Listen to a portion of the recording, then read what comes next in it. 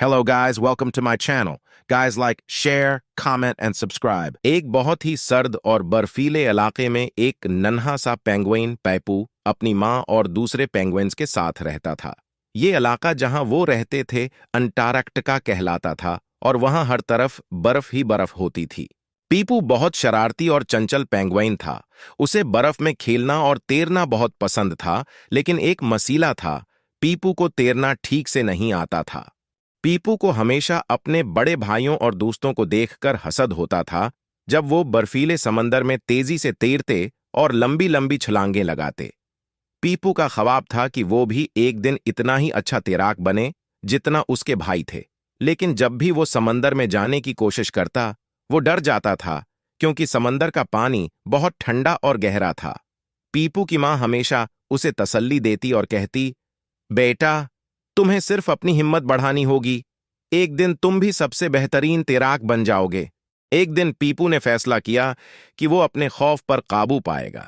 उसने अपने दोस्तों के साथ समंदर की तरफ जाने का इरादा किया। दोस्तों ने उसे कहा, पीपू, आज तुम्हें तैरना सिखाएंगे। तुम देखना ये कितना मजे का है। पीपू थोड़ा सा घबरा गया, लेकिन उसने दिल में सोचा कि उसे हार नहीं माननी चाहिए। वो सब बर्फ के किनारे पर खड़े हो गए और एक एक करके पानी में कूदने लगे।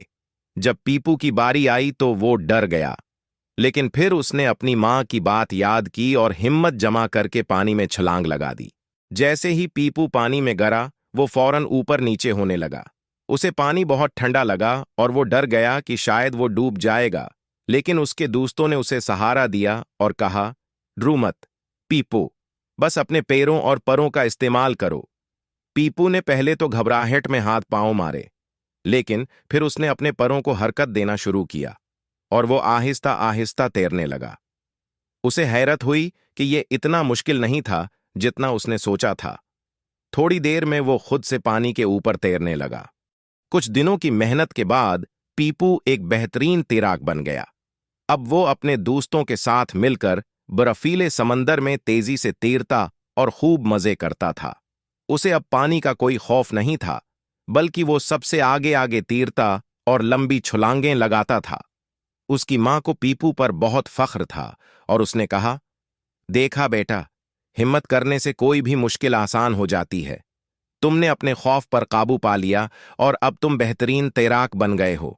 पीपू ने सीखा कि अगर हम अपने खौफ का सामना करें और मेहनत करें तो हम किसी भी मुश्किल को आसानी से पार कर सकते हैं।